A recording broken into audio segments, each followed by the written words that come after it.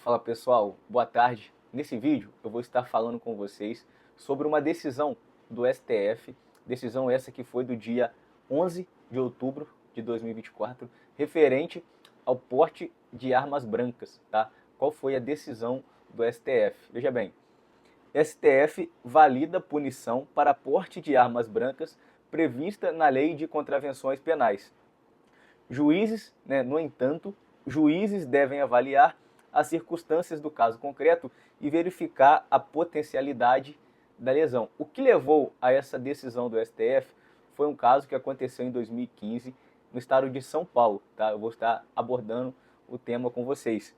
O plenário do Supremo Tribunal Federal considerou que portar arma branca fora de casa e em atitude com potencial de causar lesões é uma conduta ilegal. O entendimento é de que a proibição e a pena previstas na Lei de Contravenções Penais continuam válidas em relação a armas brancas, já que em relação às armas de fogo temos a Lei 10.826, que é o Estatuto do Desarmamento.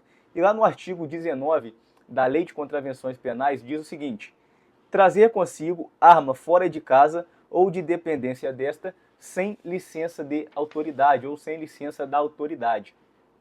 O caso que eu vou trazer para vocês é um caso de 2015 que teve a decisão agora. O caso envolve a condenação de um homem ao pagamento de 500 dias multa. Lembrando que o pagamento de dias multa, como calcular o dias multa?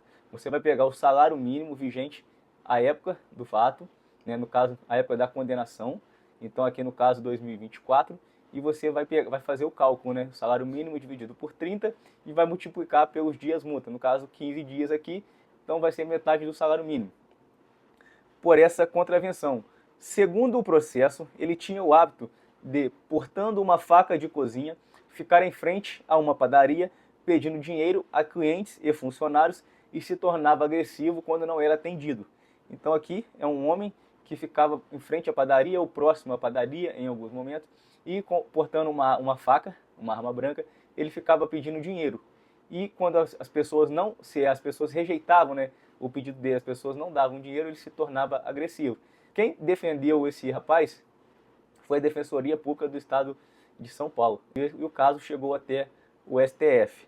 O recurso da Defensoria Pública de São Paulo foi o seguinte: a Defensoria sustentou que a conduta só poderia ser considerada criminosa se o dispositivo da Lei de Contravenção Penal, que trata da licença da autoridade, já tivesse sido regulamentado em relação às armas brancas. Então, a Defensoria ela bateu na seguinte tecla: já que em relação às armas de fogo temos o Estatuto do Desarmamento, a Lei 10.826, então, em relação às armas brancas, também tem que ter um estatuto para que possa julgar alguém portando uma arma, no caso também de ter autoridade. Quem seria a autoridade competente para regular ali, para poder falar sobre o porte de arma branca?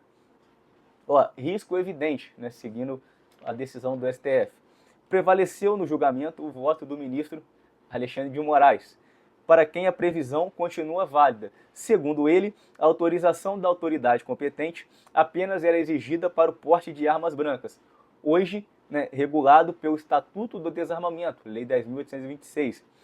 Não há necessidade, portanto, quanto às armas brancas. Então, segundo o entendimento do ministro Alexandre de Moraes, em relação às armas brancas, não há que falar sobre essa tipicidade, já que ela consta na Lei de Contravenções Penais. Então, não tem que se falar em autoridade em relação a isso. Então, o que vai acontecer? O sujeito ele é abordado portando uma arma branca, vai levar em conta o quê? Vai levar em conta ali o risco daquela arma branca que ele possui e o local que ele se encontra, como foi o caso desse rapaz em frente à padaria pedindo dinheiro e se tornando agressivo quando as pessoas não davam dinheiro a ele e com aquela faca à mostra.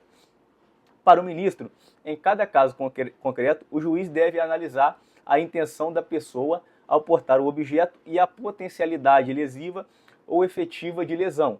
No caso, as instâncias anteriores, em relação a esse caso, consideraram a conduta criminosa, levando em conta os fatos e o potencial lesivo da faca, ou seja, as circunstâncias das abordagens do homem, evidenciar o risco à integridade física dos frequentadores da padaria.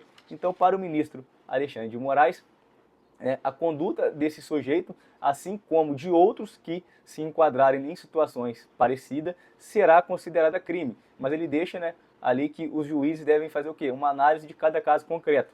O que a gente pode concluir em relação a isso? Ó, portar arma branca fora de casa e em atitude com potencial de causar lesões é uma conduta ilegal.